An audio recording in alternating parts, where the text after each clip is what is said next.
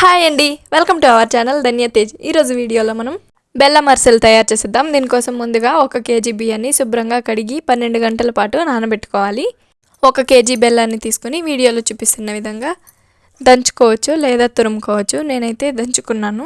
నానబెట్టుకున్న బియ్యాన్ని స్ట్రెయిన్ చేసుకుని తడి ఆరేంత వరకు ఆరబెట్టుకోవాలి. బియ్యాన్ని మిక్సర్ జార్కి సరిపడా వేసుకొని గ్రైండ్ చేసుకోవాలి. బియ్యం గ్రైండ్ చేసుకున్న తర్వాత జల్లెడ సహాయంతో జల్లించుకుని పిండి ఆరిపోకుండా వీడియోలో చూపిస్తున్న విధంగా చేతితో ప్రెస్ చేసుకోవాలి. మిగిలిన బియ్యం పిండిని వేసుకొని ఇదే విధంగా ప్రాసెస్ చేసుకోవాలి.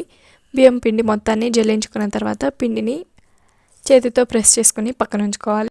ఒక పాత్ర తీసుకుని మనం తురుముకున్న 1 కేజీ బెల్లాన్ని వేసుకొని 3/4 కప్పు నీళ్ళని వేసుకొని గరిటెతో కలుపుతూ ఫ్లేమ్ని మీడియం టు హై ఫ్లేమ్లో అడ్జస్ట్ చేసుకుంటూ పాకం వచ్చేంత వరకు ఉడికించుకోవాలి. చూడండి, పాకం వచ్చింది, చూపిస్తున్నాను. వీడియోలో చూపిస్తున్న విధంగా పాకం వస్తే సరిపోతుంది.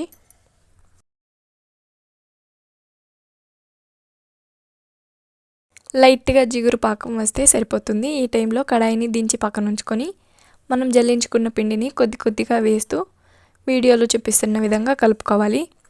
2-3 టేబుల్ స్పూన్ల నెయ్యిని వేసుకొని మొత్తం కలిసే విధంగా ఒకసారి బాగా కలుపుకొని కొద్దిగా యాలకులతో పాటు చక్కెరను వేసుకొని గ్రైండ్ చేసుకుని బియ్యం పిండితో పాటు వేసుకొని మొత్తం కలిసే విధంగా బాగా కలుపుకోవాలి. చూడండి, వీడియోలో చూపిస్తున్న విధంగా కలుపుకుంటే సరిపోతుంది. కొద్దిగా పిండి ముద్దలను తీసుకొని వీడియోలో చూపిస్తున్న విధంగా స్ప్రెడ్ చేసుకోవాలి. నువ్వుల అరిసెలు చేసుకోవాలంటే వీడియోలో చూపిస్తున్న విధంగా పిండిని తీసుకొని నువ్వులలో అద్దుకొని ప్రెస్ చేసుకోవాలి.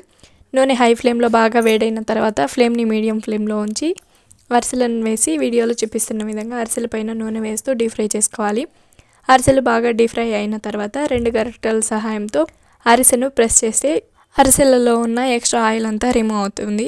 ఇదే విధంగా మొత్తం అరిసెలను డీప్ ఫ్రై చేసుకుని సర్వ్ చేసుకోవడమే. టేస్ట్ అయితే చాలా బాగుంటుంది. మీరు కూడా ఒకసారి ట్రై చేసి రెసిపీ మీకు ఎలా వచ్చిందో కామెంట్ చేసేయండి.